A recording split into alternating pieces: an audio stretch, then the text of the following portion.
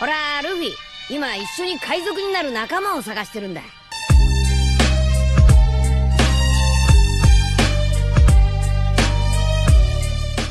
Hello guys, welcome to my channel The Wandering Zoro, your go-to destination for anime-related content. And if you're new here, don't forget to hit that subscribe button and turn on notifications so you never miss out on our latest videos.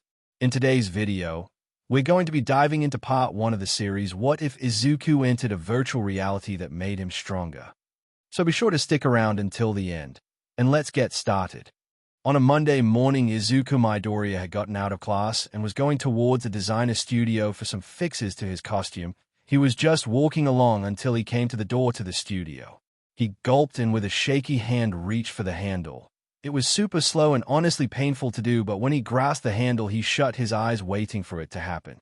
Standing there for a full minute, he finally opened his eyes in surprise. Holy all might. It didn't explode this time. That's surely a first. Wonder if Mai's out today. He opened the door and entered with a greeting. Hello? Mai, you here? I need you to fix Mai. Izuku was caught off guard by her explosion that threw him into the door, where he slumped and groaned in pain. Ouch. I should have kept my mouth shut. Looking up, he saw Mai and only her bottom half of her jumpsuit with the usual tank top missing. He blushed furiously but bit back a faint Mai. What the hell are you doing, and why are you not wearing a shirt? Mai Hatsune, the best and most chaotic inventor in UA, flipped her welding mask up and turned towards him. Oh hey there, Muscles, how's it going? And as for the shirt, well, I guess I forgot to put on a new one when my second one caught fire. Izuku just stared at her before sighing and going over to a table filled to the brim with inventions. He scoured through it until he gave a sigh and took out a familiar black tank top. He walked over and handed it to her, which she quickly took and put on before getting back to work. However, when she was about to put her welding mask back on, she froze. With a grin that honestly scared him, I glanced over to him and asked in a strangely appealing voice, Hey Izuku, how about you help me with something really quickly? The ninth user paled and started sweating him. I don't know. The last time you had me do something for you, you had me try and impregnate you to breed the perfect hero for the future. Thankfully, Aizawa and Uraraka saved me along with Momo and Gyro. I'm just happy you didn't happen, or that my mom still doesn't know about that incident. Mai waved her hand in dismissal. Oh, don't pretend like you didn't like it, Mr. 9 Inches. Besides, it's not anything dangerous, I promise. And you can even choose how hard it'll be, so relax and follow me. Izuku was blushing at the 9 Inches remark, but didn't refute the claim. At least Uraraka, Urozu, and Gyro had somewhat gotten over seeing his package and would now look and talk to him. So with that in mind, he followed the maniac of a support engineer, and after a minute they came to a room which he was quickly pushed into. It was dark for a moment until Mai hit the lights, allowing him to see what was inside. In the center of the room was a strange pod of some sort with a weird-looking VR system with a mouthpiece that had tubes connected to it. Besides it, there was a giant computer with separate smaller VR systems next to it. Why am I getting Matrix vibes from this entire room? And what's up with that syringe in your hand? Asked the dense greenette. Mai hid the syringe behind her back and replied in an obvious lie, PFFF. Of course not. There's nothing going on. Definitely not a machine that can put you in a virtual reality that can give you experience and grow your body to make it stronger. Izuku looked at her with dead eyes, causing her to shift uncomfortably until she cracked. Okay, fine. That's exactly what it is. But come on, just give it a try. You can even choose the place and how difficult your experience will be in there. Oh, and you can't actually die. If you die in the simulation, you'll just be forced to exit, in which I can give you a break from the simulation until you want to jump back in. The look he was giving her stayed for about a minute until he sighed and gave her a response, fine. But I swear to God, if this is a porno or something, I'm gonna make Power Lotus and say lock you out of the studio for a month. Mai paled before quickly going and typing some things into the computer and wiping the sweat from her brow there. Now it's put in the right settings, so don't worry. The ninth user of OFA groaned before turning to the machine and asked, okay, so what do I need to do? Do I just get an all? He was cut off as he was slapped in the face by a pair of skin-tight trunks, catching them before they fell while also cradling his stinging face. After a moment to compose himself, he looked at the trunks in interest. The trunks were black, and from the way the material felt, he could tell they were gonna be form-fitting. When he took a glance at Mai, she was smiling at him, causing him to roll his eyes and start striping. It's not like she hasn't seen him naked before or even felt him up all over his entire body, so getting dressed in front of her was second nature at this point. After he was done, he placed his clothes to the side on a table and went over to door to the pod. Taking a final glance, he saw her with 2 thumbs up and a toothy smile. The door opened easily, and when he sat his foot on the floor of the pod, he felt the cold metal grating and on the base skin of his feet. He involuntarily shivered, but didn't stop what he was doing as he placed a mouthpiece and VR headset on. Once he was done, the transparent screen where his eyes were turned black, and he felt a sort of harness wrap around his torso and lifting him up. He didn't expect it, but he wasn't bothered as he had gotten used to this sort of stuff happening around Mai. Though he definitely didn't expect the sound of the pod closing and fluid to start filling said pod to the very top. It was not water from the feeling of it, a mix of something like water, salt, and a kind of gel agent from what he guessed. Thankfully, the mouthpiece gave him air through the tube, and his ears were covered so that annoying feeling of water in them was absent, though there was a strange tingling in his skin and muscles, which was a very unique sensation. Mai's voice came into the headset, sounding kind of like she was whispering in his ear. Okay, everything is 100% operational, and if you're feeling any tingles, then your muscles and nerves are being in tune with the strengthening agent in the fluid. So don't worry about it and enjoy the ride. Izuku felt a tinge of fear of what was coming, but the entirety of his body being enveloped in light and waking up in a void was not at all what he expected. Mai? Where am I? Asked Izuku into the void he floated in. Quickly he got a response when a small fairy version of Mai with pointy ears and all appeared. This is the lobby area of the simulator. It's like a hub where you take breaks and can switch to different worlds in the simulator. For instance, if you get bored of one, you can go and choose another. Pretty neat, huh? Izuku nodded absent-mindedly. Yeah. It's like the world's most advanced VR game system. So how exactly do I get started? Also, how long can I stay in here anyway? Mai's fairy avatar hummed and put a finger to her lips. I'll answer your last question first and then the other. So technically you can stay in her for a full year inside the simulation if I set the time dilation. And getting started is easy, just say world menu and you'll get the world listing. The greenhead's eyes widened in shock. Holy cow, I can stay here for a year. Mai's face became smug as she gloated. Yep. Pretty neat, huh? But it's max as a year since I don't want to overload your brain, and the mental damage you can gain from going overboard wouldn't be good for my best customer. Izuku pondered her words and was thankful she at least was considerate of any damage she would do to him. However, before he could dwell on it longer, a holographic screen popped up in front of him. Glancing at the screen, he turned to Mai. All right, I know only 2 of these because Denki and Zero play them together, so I can guess the others are the same. That brings me to a question. What's up with these being video games? Mai smiled at him with a glint in her eye. Oh, that's the best part. I based each world experience you'll be going through as famous and noteworthy video games. The 2 you pointed out are a popular series of Street Fighter and Mortal Kombat. If you choose those 2, you'll be taught fighting styles and reflex training. But the others are more interesting in my opinion. Izuku looked at the games listed and hummed. The games in front of him were in this order. 1. Mortal Kombat. Hard. 2. Street Fighter. Medium. 3. Marvel Spider-Man Easy. 4. Batman Arkham Series. Medium or hard. 5. Devil May Cry Hard. 6. God of War Medium.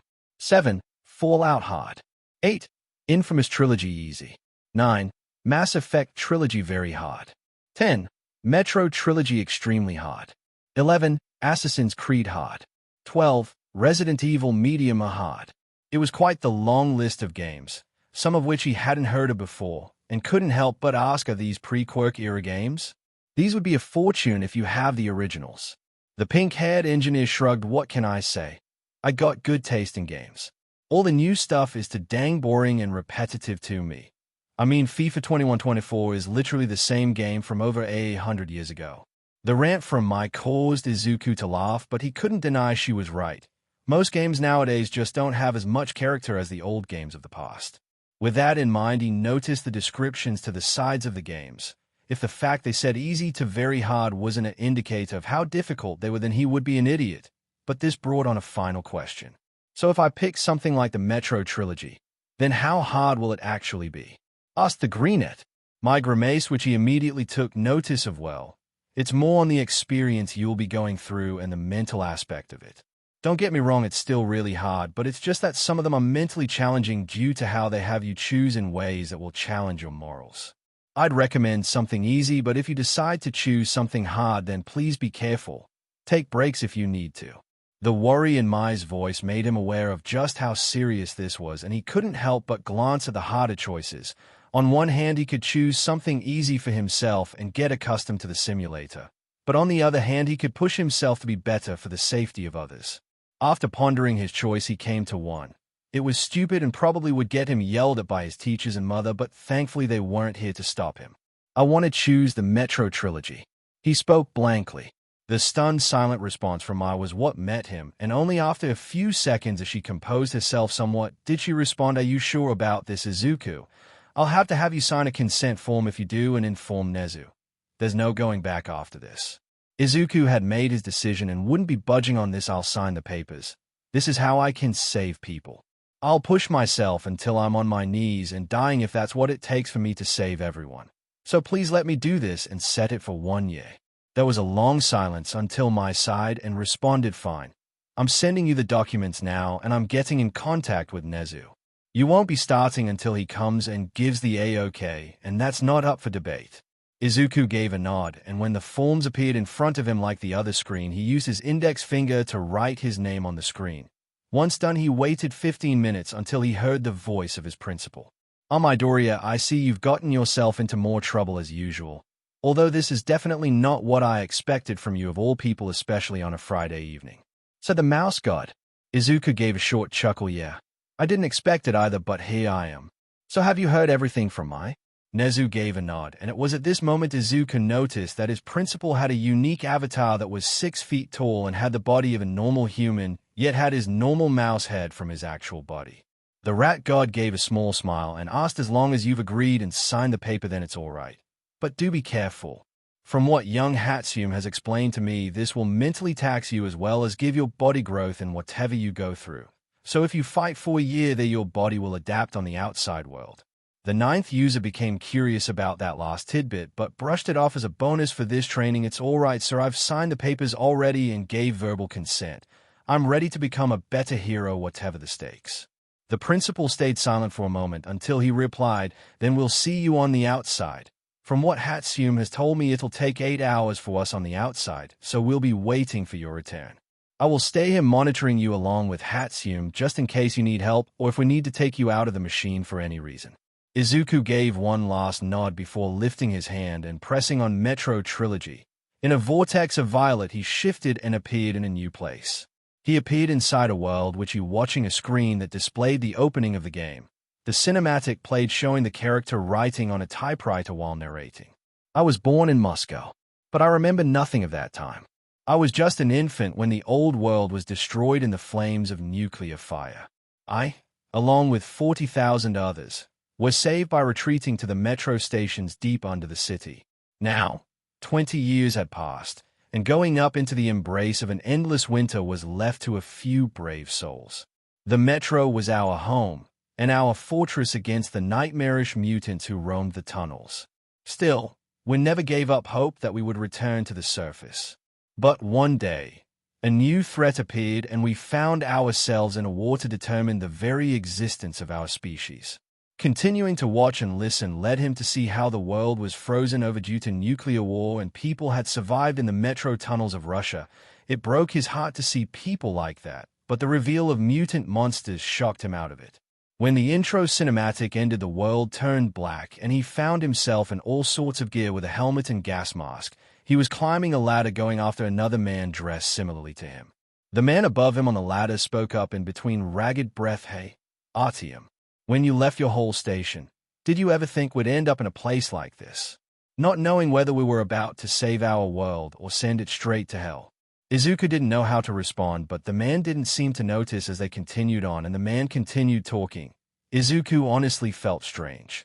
Maybe it was that he knew he wasn't actually wearing the stuff he had on him, but the feeling of it all on his body that felt so very real was super surreal and off-putting.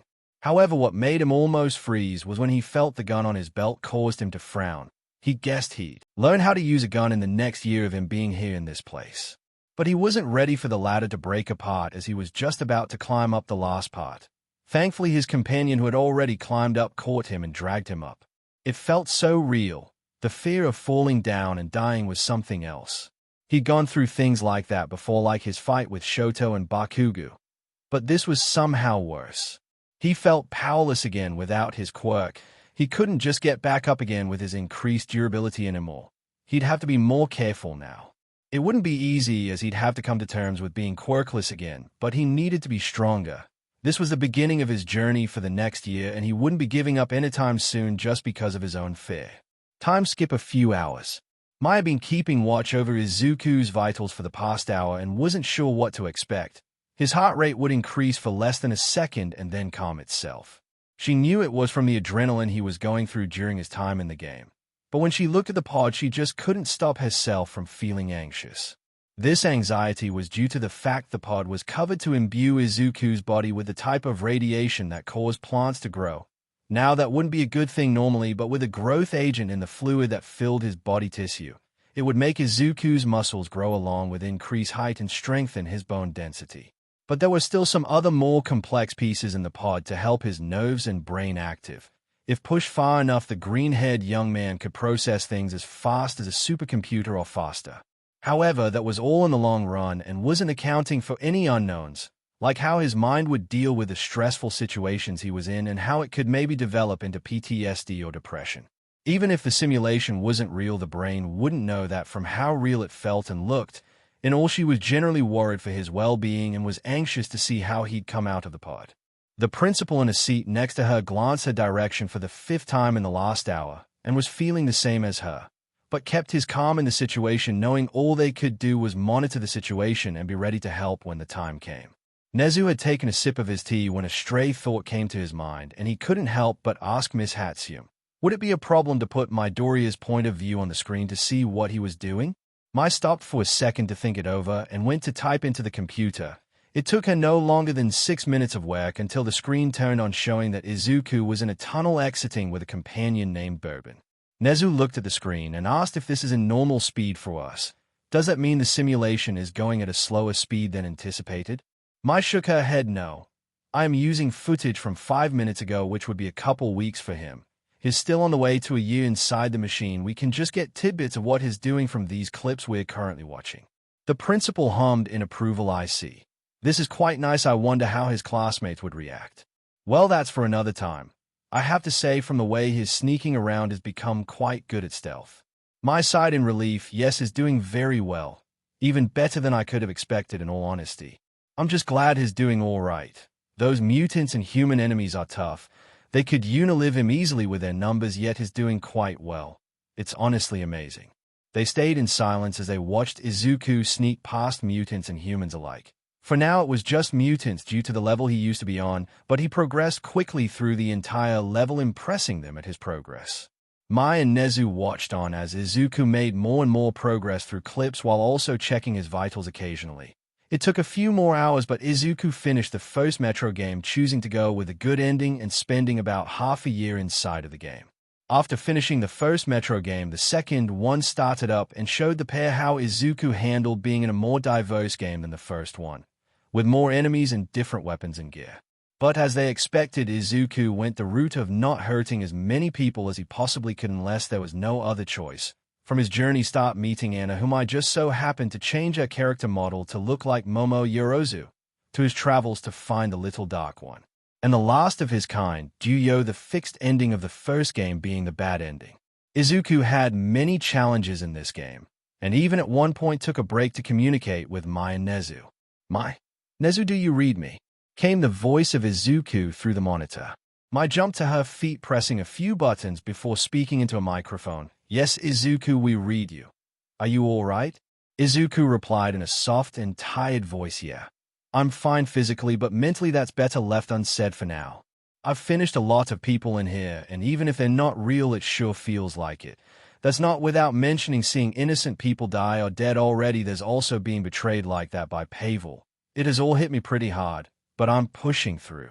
Nezu frowned at hearing all the mental strain his student had gone through and spoke into the mic. Midoriya, this is Nezu. If you're not up to it, we can stop it here and let you out of the machine. It's entirely up to you how far you go. and none of us here will think badly of you if you stop now." There was a long silence that felt like it stretched endlessly. Izuku broke it right after the pair honestly thought he wouldn't reply. "I'm going to continue. I know it's not wise to do so, but I think pushing myself to the limit is what makes a hero stronger. This is a test of my will, and I will not break without giving it my all." The willpower in the teen's voice made both Mai and Nezu surprised, not only by how strong it seemed, but the fact it came from the innocent and kind boy that they knew. "Okay, Hatsune will put you back in, but if you need another break, we are here to listen to you," said the principal.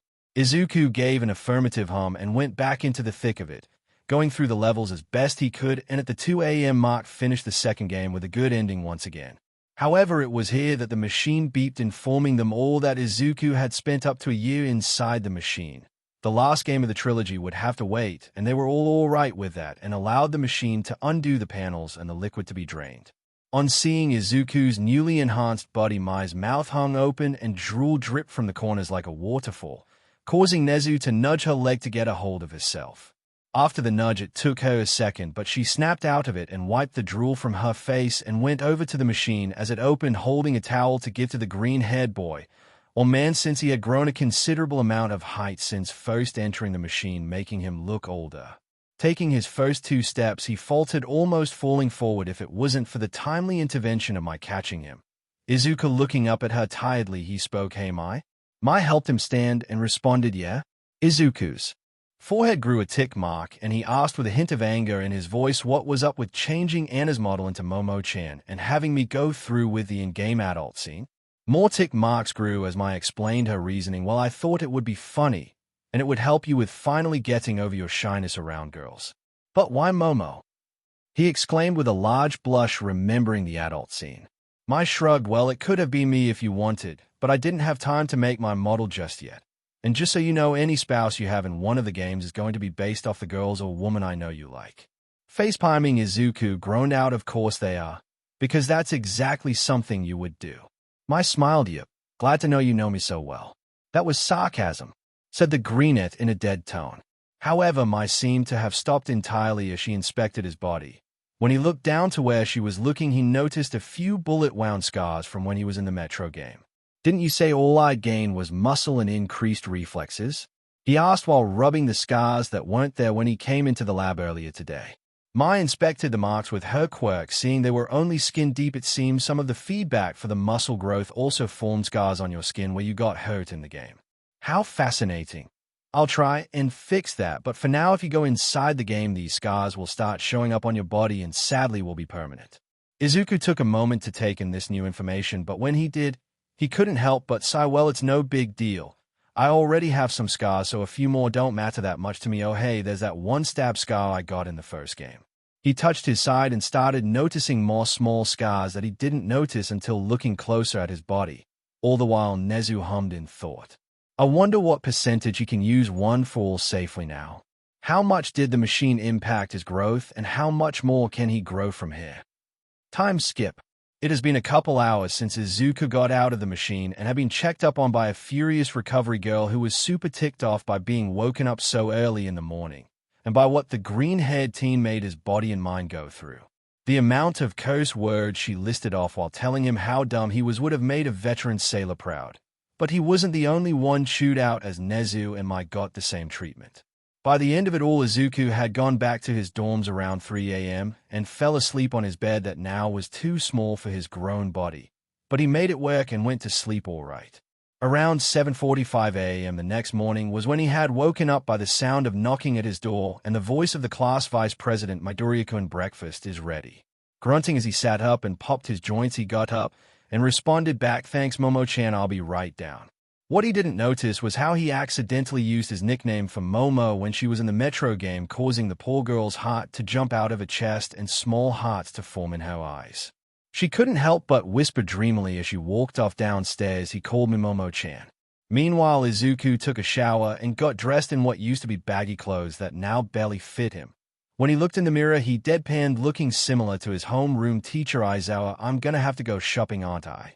Sighing in defeat, he put on a jacket to hide his newly grown muscles and went downstairs, He made it to the dinner table and sat down where he ate his food, not even noticing the looks he was getting from some of those who had woken up early for the day. It was only when Ida regained his senses that he asked his friend what had happened to him. My Doria-san. What happened to you yesterday after classes, and why are you taller and more filled out than before? Izuku swallowed his eggs with smile, remembering the muck he had to eat in the metro, and explained, I went through an experiment with my body has grown in muscle and height from going through it. It caused me to spend a large portion of the day and night in her lab with Nezu overseeing it all. Ida and the others became curious at this, but the most interested was Momo, who, unknown to everyone else, had a thing for muscles. And after seeing Izuku shirtless during the pool day, they had gained a small crush that grew as she got to know him. Izuku-kun, what exactly did she have you do? Momo asked with a blush at adding the honorific and saying his first name instead of his last one. Izuku, who had moved on to chewing on his jelly toast, swallowed and replied, she had me choose a video game from the pre-quirk era and go through everything the main character went through. I basically spent a full year inside 2 games from a trilogy I chose and only finished up around 2 a.m. I think. This info bomb hit everyone at the table differently. For some, they didn't really care, like Bakugo, who didn't really like story games and leaned more into games like Super Hero Brothers or even Tekken 24. Those who did care were mostly the girls in Izuku's class who were interested in him, like Momo, Okiko, Kyoko, and Zu. Those weren't the only girls interested in him, mind you, but they were elsewhere doing their own things. However, the girl sitting next to Izuku, being Okiko, freaked out. Wait. Does that mean you're stronger due to having more muscle to use your quirk? Okay, now Bakugo was interested. Damn it, no, don't cheat just to get on my level. Izuku sighed again. Why is everyone making this such a big deal? It's not like I did something incredibly dangerous and could have very well turned my brain into soup. You know what, on second thought, I did technically go through something that could have been dangerous, so their worry is understandable. Mulling over what to say, he was saved by the very same pink-haired girl who started this all, running into the dorms and making her way towards Izuku with a bag in hand. Oi, big PP, I got you some clothes since yours aren't gonna fit you. Ida and Okiko, who had been drinking their water and orange juice respectively, immediately spit it out at hearing Mai's new nickname for Izuku, and said boy merely rolled his eyes and grabbed the bag, but not before patting Mai's head as a thank you. He walked back upstairs towards his room, leaving Mai to smile and look towards the others who were giving her strange looks. What? Can't a girl call the guy with a big PP big PP? The others didn't know how to respond to this, so they dropped it. However, the girls present couldn't help but think, is he really that big? Meanwhile, Izuku had gotten dressed and once finished inspected how he looked in his bathroom mirror. I like it, although I can't help but think Mai chose this to make me look more muscular and show off my new muscles. What Izuku looks like, but more muscular and taller. He inspected the black long neck muscle shirt that paired well with his dark gray cargo pants and wine red boots. In all, he sort of looked like a soldier, but after his time living as Artyom, he found he liked this sort of style now. He added an old jacket that belonged to his father before he passed away. It wasn't much, but with how cold it's been, it'd be useful. It's the Winter Soldier, if you were wondering. But the jacket is the one Izuku is wearing now. Downstairs, saying hello to Mina Ashido as he did so. Morning, Mina. Kirishima is downstairs already. Mina gave a groggy thumbs up, showing just how much she wasn't a morning person. Izuku couldn't help it and chucked before walking off to meet up with Mai. Said girl was talking to the other girls about what he could only think was the meaning behind his new nickname. And from how they blushed deeply and took glances at his PP, he definitely knew what they talked about. Mai, I'm thankful for the clothes, but why do this? I mean, I am super grateful and all, but something doesn't feel right about this. Inquired the teen.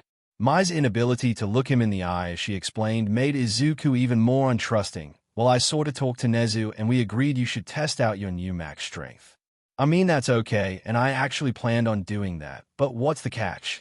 Asked Izuku. The girl wilted under his gaze and fell under the pressure. Fine. The test is from when All Might was a senior, so it's gonna be extra hard. And Nezu may have invited a few heroes, but that's it. No more secrets. Izuku just continued his stern look at the girl, causing her to continue. Okay, and I wanted to ask you on a date.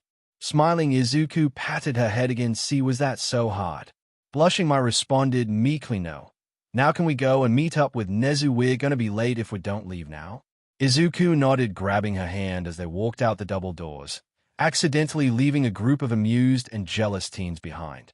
The vice president of 2A turned to Kyoka and gave her a stern look. We're following them to make sure no foul play is involved. Sighing, Kyoka agreed, fine. But let me get my... She was cut off by Momo grabbing her hand, dragging her out the dorms. No time, I'll just make whatever you need using my quirk. Kyoka turned to give the girl dragging her a questioning look. But aren't you against using your quirk for superficial means?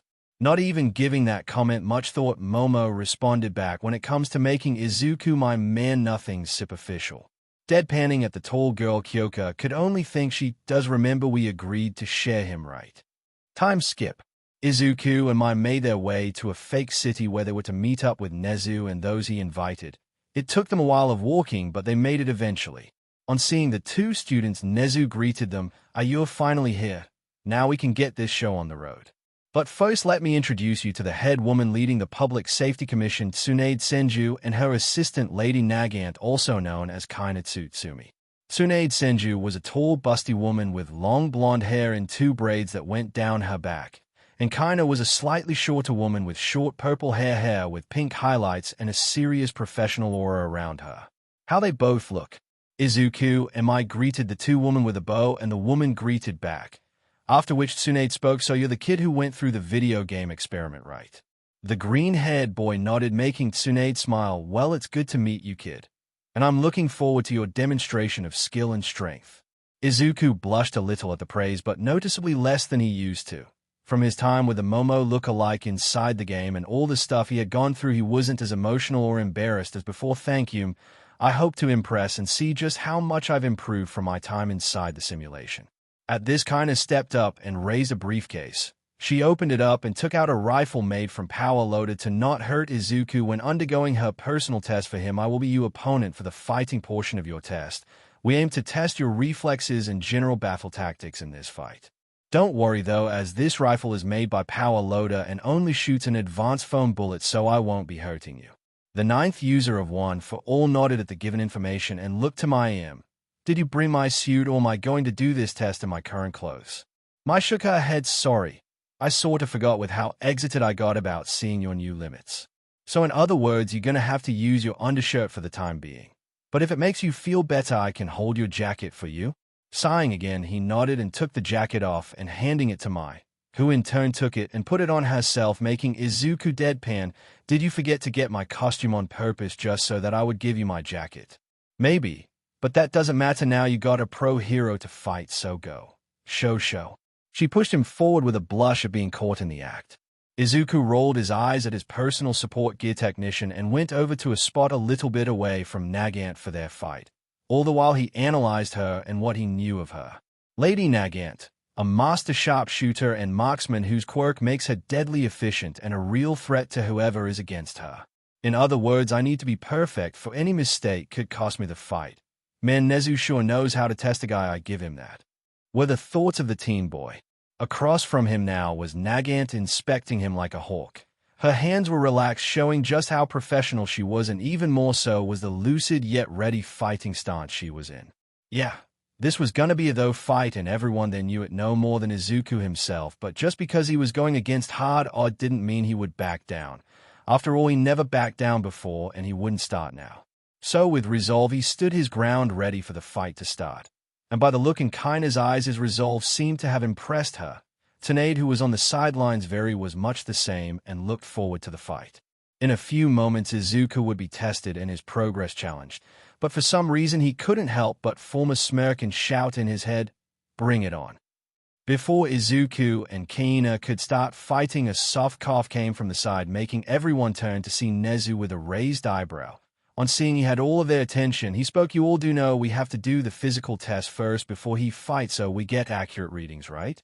Nezu sighed at the silent group and shook his head. First of all, we're still waiting on Recovery Girl to arrive with the necessary equipment. So we'll have to wait on her, and I am also waiting on a few more guests to arrive. Izuku and Kaina became a little bashful at how they mistakenly almost fought each other when it was the right time yet. However, Tsunade was having a blast, laughing off on the sidelines. "Oh, Cammy, I've never seen Kaina so embarrassed, it's amazing," cried out the tall blonde. Kaina blushed deeper at this and pouted. "It's not that funny." Tsunade wiped a tear from her eye before responding, "Oh, sure it isn't. Keep telling yourself that, sweetheart." Kinda rolled her eyes and put her rifle away, leaving Izuku to rub his neck and walk back towards my. The pink-haired girl had an iPad out and was currently designing the next iteration of his hero costume. He leaned forward, seeing the design looked to be worn out, but it seemed to be like this for a more rugged look, which after inspecting the design thought it looked pretty cool, except it was missing something.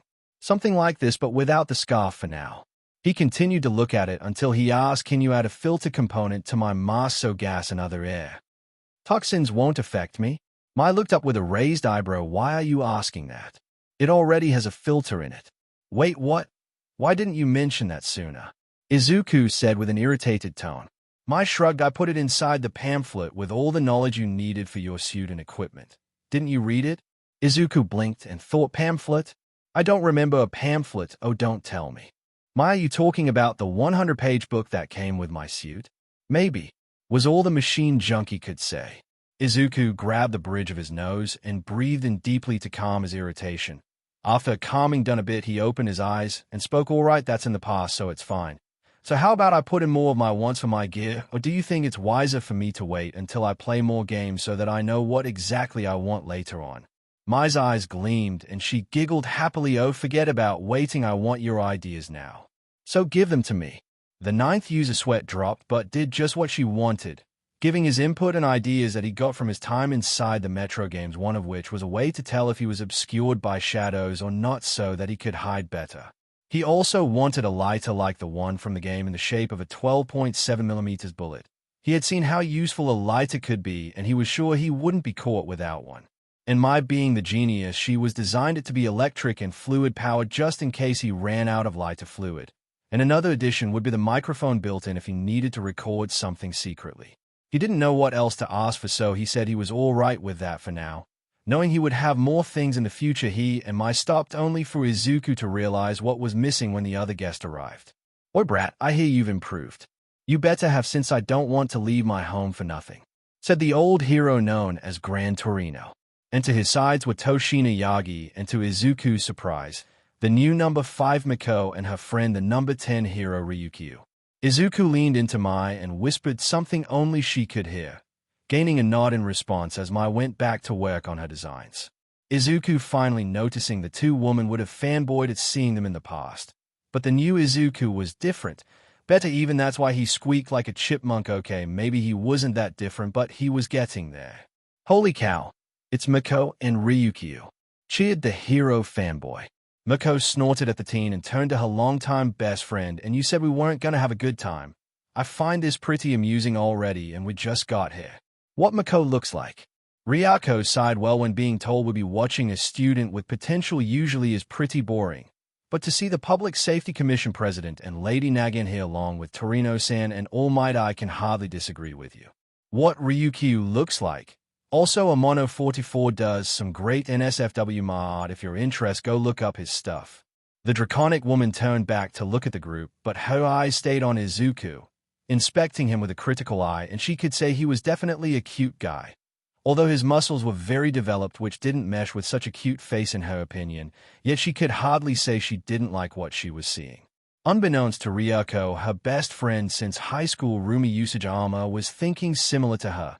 However, before anything could be said with him, Toshinori walked up and greeted his student. "Young Midoriya, I see you've gotten bigger as per Nezu's message, but did you really have to go through with such a dangerous experiment to become stronger?"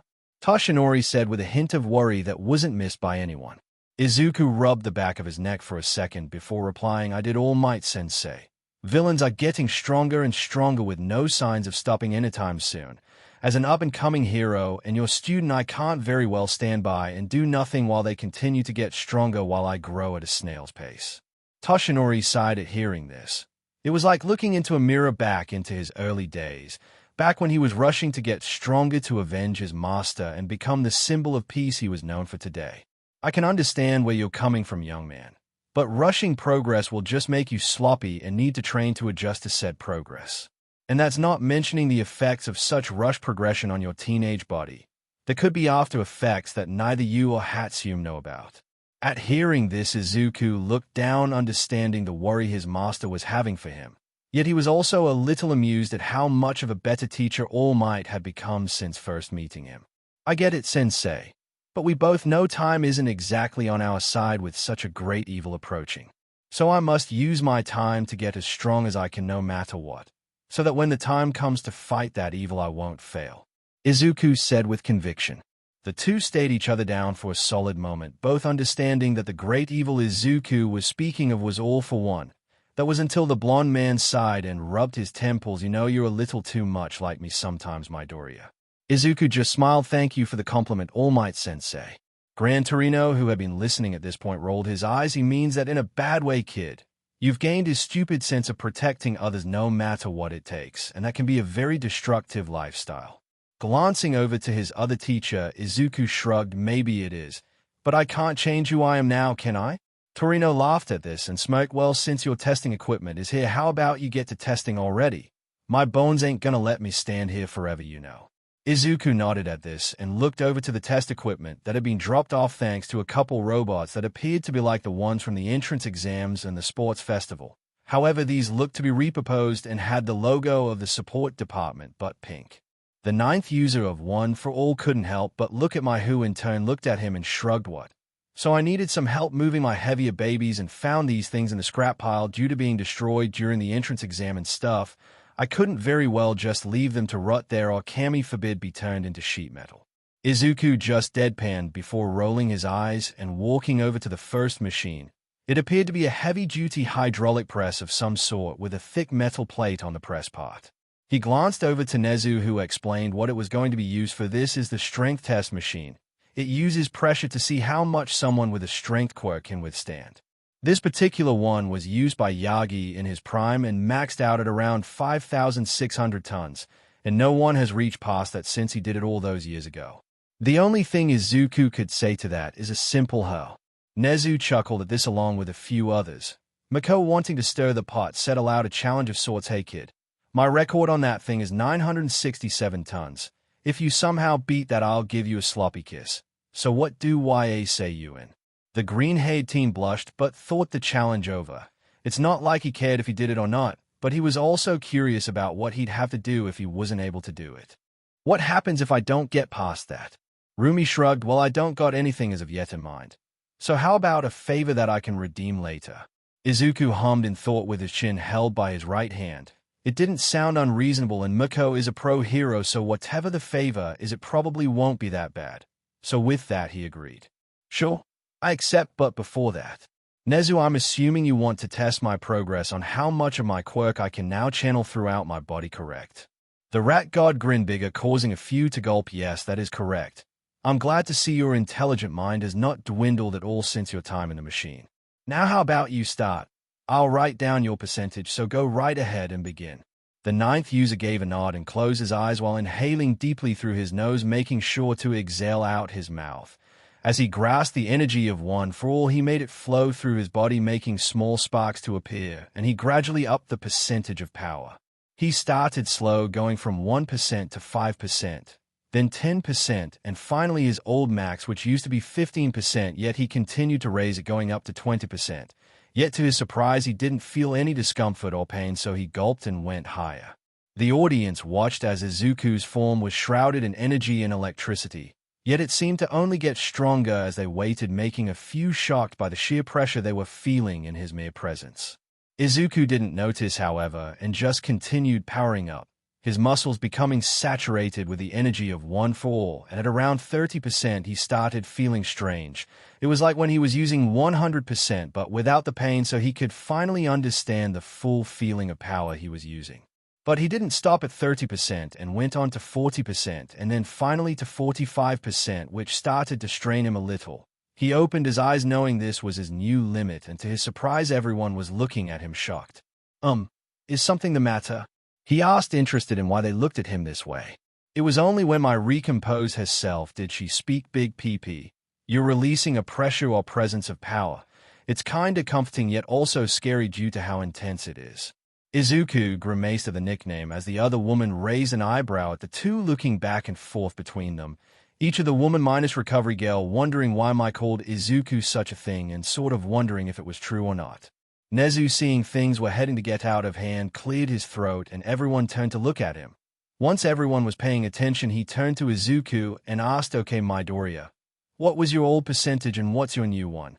Izuku could hear the eagerness in Nezu's tone while also noticing the looks of interest from the others as well. So looking at Nezu, he answered my old percentage was about 10% and I could get to 15% if I strained myself, but my new limit is 45%. Young Midoriya, forget everything I said earlier. You made the right choice in taking part in that experiment. Swiftly, Toshinori received a whack to the shin by Recovery Girl, who yelled at the man, Toshinori, don't you encourage the boy's recklessness. Toshinori swiftly apologized while protecting himself from the cane raised to hit him again if he said anything stupid. Izuku and the others just sweat dropped at the retired number 1 hero getting his butt handed to him by an elderly woman. Torino, seeing Recovery Girl was busy, went and spoke to Izuku in a hushed tone. I got to agree with the blonde musclehead. You chose the right thing even if it was reckless for such a boost in control. Izuku rubbed the back of his head sheepishly before simply accepting the praise. Thanks, Torino-san. But I think it's time for me to test my strength now. The elderly hero gave a wave of dismissal as he walked back towards the others and watched as Izuku went up to the machine and put his hands up to brace himself. Nezu, with remote in hand, spoke giddily, ready, Midoriya? Izuku breathed in and out before replying, yes, say. With a cackle, the rat god hit the button and the machine started to press down on the young hero in training. Audible cracks were heard as the ground splintered beneath his feet in spider-web patterns and the machine's metal groaned under the pressure. Imagine it's Izuku and not Superman. Izuku grunted from exertion but held steady as the numbers on the reader raised higher and higher, the ground compacting in on itself under all of the pressure, making small craters where Izuku's feet were. But he persevered as long as he could while the pressure increased, until the machine beeped, seeing that Izuku was shaking and couldn't handle anymore. The pressure was gone shortly after, and Izuku was left huffing with a few beads of sweat running down his forehead. He looked up to Nezu after catching his breath a little, asking, so Huff, what did I get? Nezu just smiled before raising his sheet to show where he had written down 947 tons, shocking the teen, but also making him realize he lost the bet. Turning to Mako, he saw her smirking with a glint in her eyes. Well, guess I lost that bet. So I owe you a favor now. Do you have an idea for what it is yet, or do you want to save it for a good idea? Asked the greenette. Rumi hummed for a second in thought before answering, I have an idea, but I'll be cashing that favor in a little while from now since I won't need you for it until then. Izuku nodded to this and turned to the next machine. Okay, Nezu, what's the next test? Nezu smiled and went on to test Izuku with his new percentage of power, breaking a few records but not too many in the process. After about an hour, a majority of the tests were finished, and the only one left just so happened to be Izuku's sparring match against Kaina. And Nezu, for his sick enjoyment, decided to have popcorn and drinks delivered to the audience as the fight was about to begin. Mai cheered for Izuku while munching on the delicacy known as popcorn. Go Big C. You can do it. Mess hay up. Meanwhile, Rumi giggled like a schoolgirl at how Mai cheered for Izuku and couldn't help but play along with it. Yeah, go Big PP. Pound, huh? Next to Rumi was Ryako, who shook her head but couldn't keep the smile from forming in her face. Tsunade was much the same, finding this all to be super amusing, and the sake Nezu had given her was the cherry on top. She took a large gulp straight from the bottle, making her wipe the remaining liquid from her lips before cheering too. Wow, Big P. Recovery Girl sighed at this and wondered why all the people inside UA were crackhead level of crazy for no apparent reason other than that's just who they are as a person. The others who weren't childish agreed with Recovery Girl and sweat dropped at how those three were acting. They all looked to see Izuku completely red in the face and kinda smiling at him with an amused eyebrow raise. Izuku on his part felt like throwing himself into a pit of mutants to unilive himself so he could escape this nightmare he currently found himself in. And as he suffered, he just had to stay in his fighting stance since he was about to fight Kaina, who was giggling at him now. The purple-haired woman spoke with a slightly teasing tone. So Big PP, huh? Please not you too, pleaded the hero in training. Giggling to herself, Kaina shook her head before becoming more serious. Okay, kid. Let's get this show on the road. The red faded from Izuku's face and a mask of seriousness appeared over it. Yes, ready when you are. Kaina gave an approving nod and rid herself. Off to the sidelines, Nezu saw them both ready and lifted his megaphone. Both of you seem to be ready, so on the count of 3 we will start. 1, 2, 3. In an instant, Kaina lifted her rifle and took a shot, causing Izuku to dodge and break through a window entering a building. The audience watching approved of this, knowing that if Izuku wanted to win, he needed to play smart, and making it so Kaina couldn't see her target was the best course of action. Yet that didn't make Kaina worried one bit. After all, Izuku wasn't the only one to do this while fighting her and wouldn't be the last by any means. So by using her past experience, she used her hair to make grapple bullet that she swiftly used with her arm to get to higher ground. This way she could use her great eyesight to spot any movement in the dead streets of the fake city. However, a sound from behind her made the woman roll to the side, just barely dodging a kick to the head from Izuku. And when she recovered, she lifted the rifle, aiming it where Izuku was. Key word on was since he was gone, as if he wasn't even there in the first place, a ghost in the night. Narrowing her eyes, Kaina listened for any sounds that may give her a sign of where her target had vanished to. It was only when she heard shoes rubbing from the room underneath that did her eyes widen, and she jumped over the ledge of the building to escape the powerful kick that sent a wind tunnel of destruction up and into the air. This kid's good, was the only thought Kaina had before she grappled again, landing onto the roof of a smaller office building this time. She didn't even get time to react when a foot met her gut and sent her into the roof entrance. The concrete cracked when she hit it and the air was knocked out of her lungs. But that didn't stop her from firing and clipping Izuku on the shoulder, causing him to retreat, using his training with Gran Torino to jump from building to building until he was completely out of her sight. This gave Kaina the chance to catch the breath that had been forced out of her.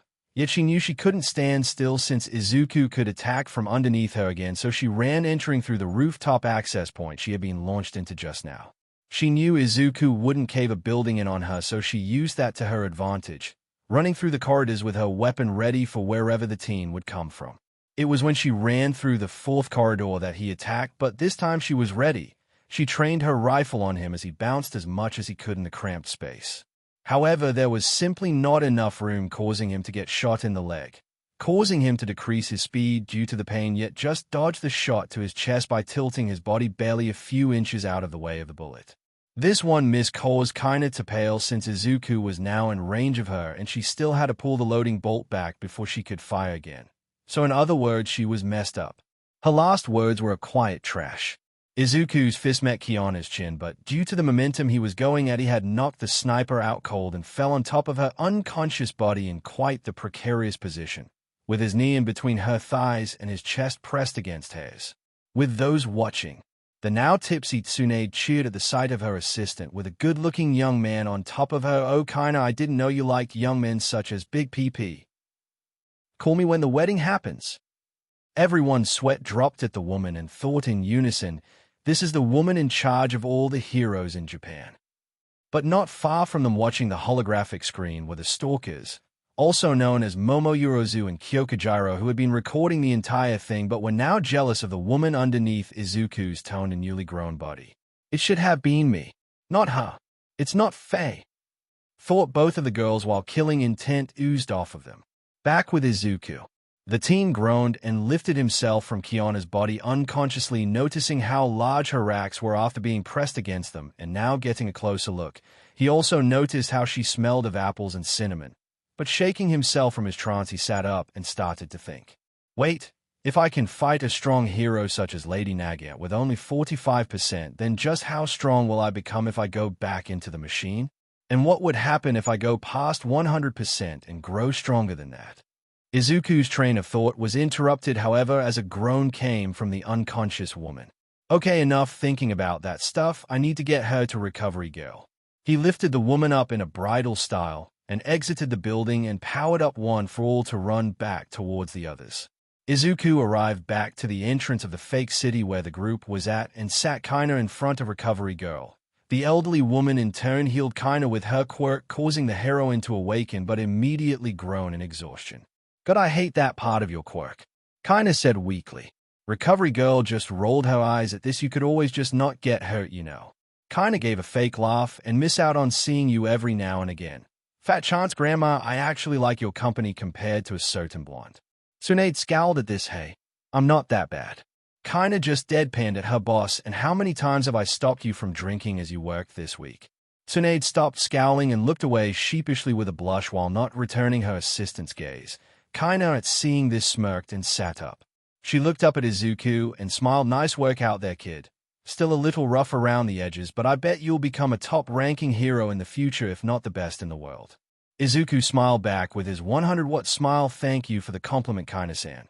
But I think it's time I get some lunch since I worked up a sweat. Kaina gave a nod to this while CYA around, kid. It was fun. Maybe we'll do this again in the future. The green-haired boy nodded back at that idea and walked over to Mai, who had a grin on her face. He couldn't help but quirk an eyebrow at it. Mai, why are you looking at me like that? Mai just continued to smile before giggling softly, which progressed into a chaotic evil laugh. Oh, I can't wait for you to have more ideas because I'm just bursting with excitement to create more babies together. Tsunade and Kaina froze at hearing the mad inventor's words and turned to Izuku with suspicious looks. Immediately, Izuku blushed crimson and corrected the misunderstanding. She means her inventions. She calls her inventions her babies. We don't have that with each other. At hearing this, Tsunade and Kaina hummed, suspicion evident in their tones before they went back to talking to Nezu and the others, leaving Izuku to sigh in aspiration and turned to Mai with a tired look. You really are here just to make me suffer. Mai simply shrugged. I'm a chaotic evil genius, big PP. It comes with the territory to mess with people. Staying silent at this, Izuku rolled his eyes, and on hearing a ping noise he turned to the source. It was Recovery Girl, who had taken her phone out to inspect it. He watched for a few seconds until he saw the elderly heroine's eyes bug out. He blinked in surprise until said elder heroine turned towards him and walked over in a rush. Blood results have come back, and I have some good news and some bad news, said Recovery Girl with a calm tone that didn't match her earlier reaction. Izuku was unsure what to say to this, so he let her continue on with a worry sinking in the back of his mind. The good news is that those scars aren't going to cause you problems and are only cosmetic. Secondly, your body, from what I've read, is in perfect health. Mai perked up at this, but then frowned. Okay, if that's the good news, then what's the bad news?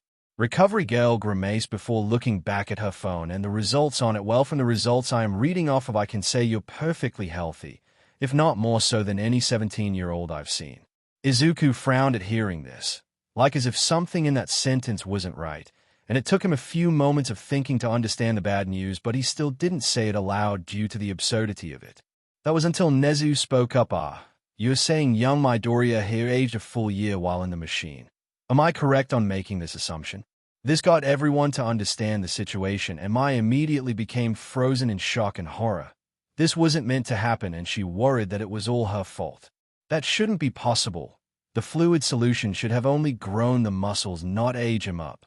She shouted. It was then that Nezu cleared his throat to getting everyone's attention and stopped them from panicking, which worked to a degree. Calm down, everyone. This isn't necessarily a bad thing like you're all thinking, and with a bit of research with Hatsume and I's part, we can figure out why this happened. It can very well just be a mistake or oversight that can be fixed. Recovery Girl begrudgingly nodded to this. Yes. However, he will stay 17. There's no way to undo the aging effect on his body, so that leaves us with this new dilemma to deal with. At hearing this, Izuku sighed out an exasperated breath and rubbed his temples, trying to make sense of the situation while also trying to calm those around him. I'm not really that upset about it, but it would be great if you can fix that so I don't age every time I go into the machine. Mai was shocked to hear this. She was sure Izuku would have cut himself loose of her for messing up like this, but on remembering just who she was talking about, she smiled with tears in her eyes, which she quickly wiped so no one noticed. She smiled and spoke loudly. Of course, we'll fix this and get you on your way to becoming the #1 hero in the world. Izuku patted her head and smiled, and I trust you to help me along the way. One setback won't keep us down. Off to the side, Recovery Girl sighed, but couldn't help smiling a little. Good to see this wasn't as bad as I thought it could be, and it worked out in this case. But I still thought he'd at least think about stopping permanently to not go back into the machine, which shows that any trauma he could have gained isn't affecting him as much as I first believed. Nezu had decided to call it a day shortly after and said his goodbyes to Tsunade and Kaina with the others. Miko and Ryukyu had to leave as well for their patrols, but made sure to leave after making sure Izuku remembered his failure in the bet and that Miko would take him up on it later. So in all, it was rather taxing, but worth it in the end. Izuku got to learn about his new limits and met some amazing people. Even if the whole aging thing happened, he was still relatively positive. A few hours later, Nezu and I looked over the chemical compounds used in the solution and went through a few hours of testing to make the machine work without aging him, much to Izuku's appreciation. They decided to make the last installment of the Metro trilogy their last task of the day, and since they had plenty of time to finish the game, I asked him which one he wanted to go into next. However, due to not knowing these pre-Quirk era games that much, he had me explain a few. It was when she explained Marvel's Spider-Man, however, that a part deep inside of him hummed in approval. What he didn't know at this time was that deep inside One for All, the past users were in a stupor at how useful this was for the Ninth to get used to their quirks, which were so very similar to the arachnid-themed hero and would help when their quirks would manifest themselves, which was going to be very, very soon. Inside One for All, the fourth and fifth users of One for All named Hikage Shinomori and Daigoro Banjo looked to each other and smirked, knowing this was the perfect thing to help their newest holder to get used to their quirks, which were about to appear very soon. "You thinking what I'm thinking?" asked Banjo. Hikage just smiled. "Oh, I think I'm knowing what you're thinking." "What?" Banjo asked in complete confusion on what his predecessor just said.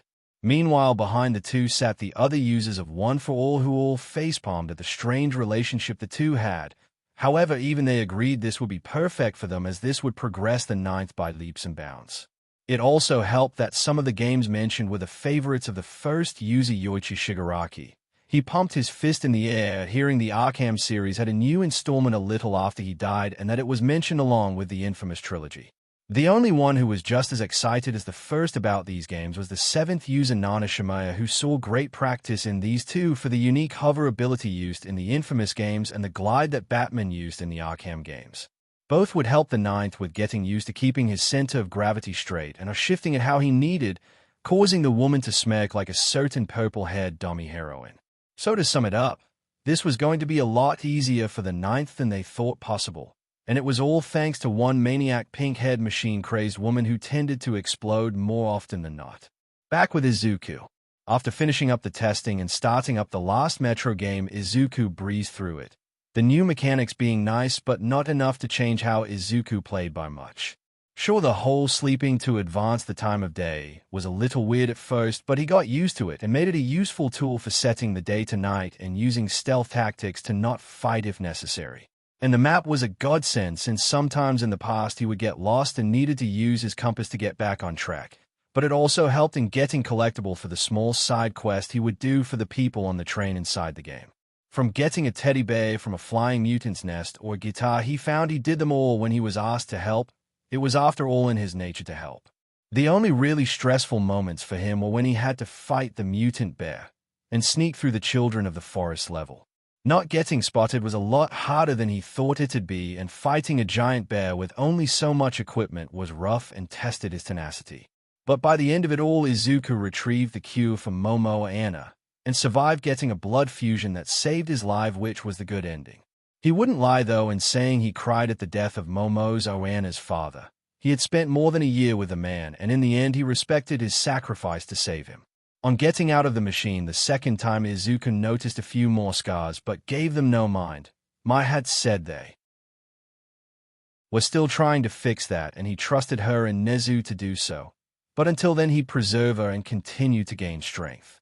After all, with the second-year sports festival having ended and work studies happening again soon, he hoped he'd be ready for whatever trash Gran Torino would have him go through. Speaking of the old man, Izuku was still thankful for the opportunity to work with him, and was wondering if half of the stories Toshinori told him were true. While Izuku was lost in his own head, his body went on autopilot, and was getting dressed in shorts and a t-shirt that read lab coat on the front in black kanji. It was only when a hand grabbed his shoulder while he put his shoes on was he shook from his thoughts. Turning, he saw Mai, who smiled at him and asked, "So which game did you choose to go into next?"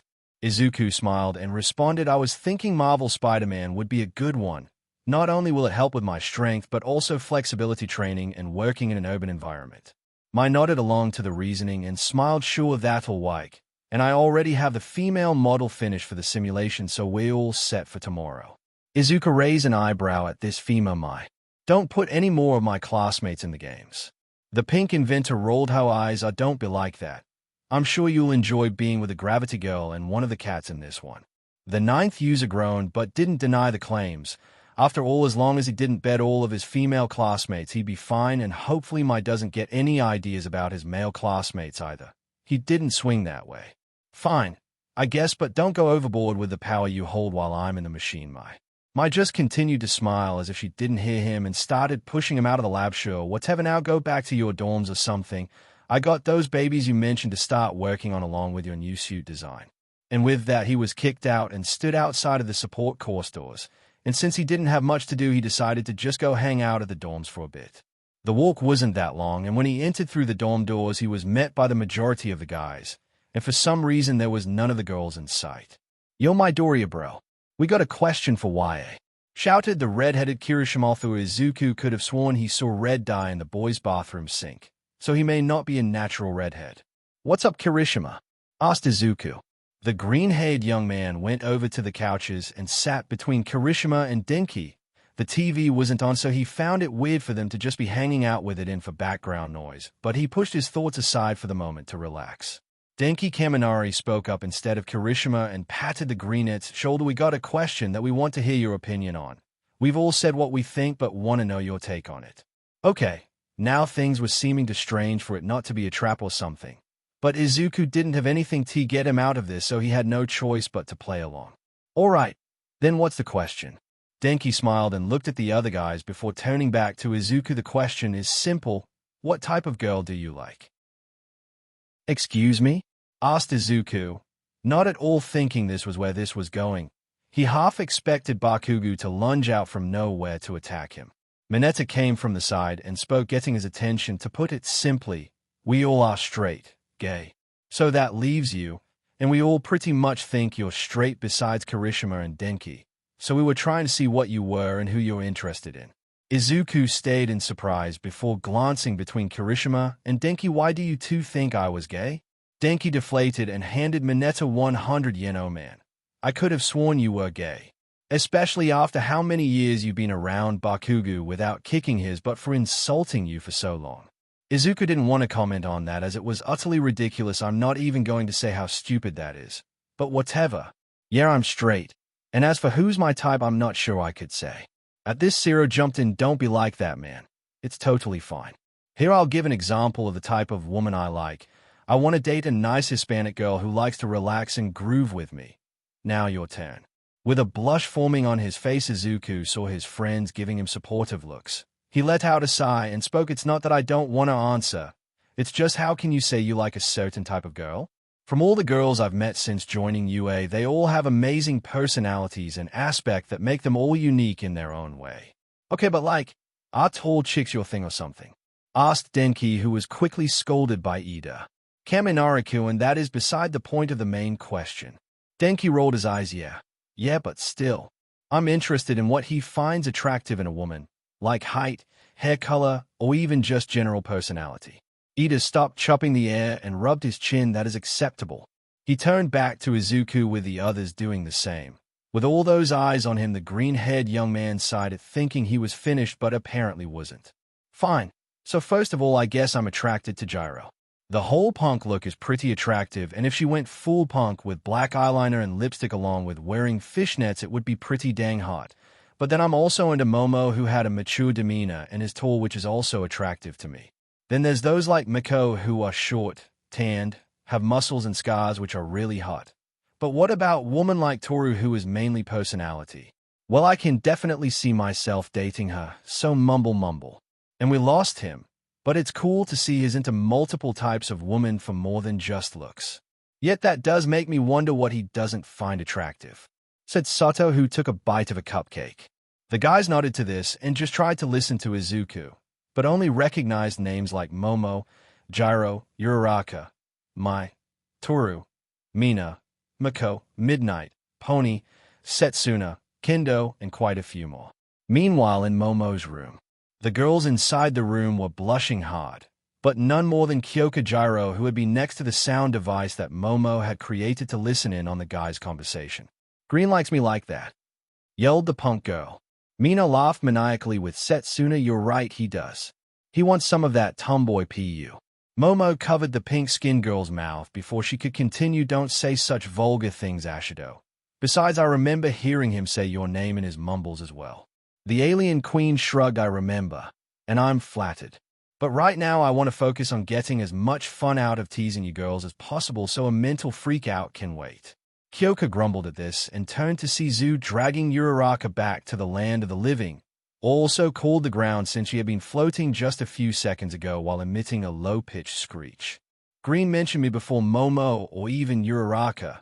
For some reason that makes me way happier than it probably should, she thought while clutching her heart with a small fond smile forming on her face. Momo had noticed her friend's reaction and smiled as well, but then remembered why she had originally asked for the girls of 2B in her class to meet. Girls. Sorry to interrupt, but I asked you all here originally to find out what you all thought our practical final for the semester would be, said the Ravenet. Kendo, who had calmed herself from hearing that Izuku mentioned her and the girls he found attractive, created her throat and replied, I heard the final was robots like last year, but I'm not naive enough to let the idea of Nezu messing with the test go. Mina shivered at that. I mean, it could be robots still, right? Right? The girls just looked at her pitifully, knowing well she was wrong, and the final was probably something that was ridiculously hard for them. With a look between them all, Mina asked, we're so screwed, aren't we? Yupa, yes, absolutely, without a doubt, replied the others. Momo rubbed her forehead before speaking aloud. The only good news is that we have a month to get ready for the practical exam, so with luck we can prepare for it by then and can focus on our internship for now. Disgruntled groans were the only reply she got, and Momo couldn't blame them, as this was going to be a very, very rough exam and they still had to get over their internships before that, which wasn't going to be any easier. And they would be right, because Nezu was going to be really tough and push them to their limits, and only time would tell whether they would all be ready by then. So, this was the end of part 1 of this series. Stay tuned for next part of this series, and if you like this video, don't forget to like, share, and subscribe to our channel. Until next time.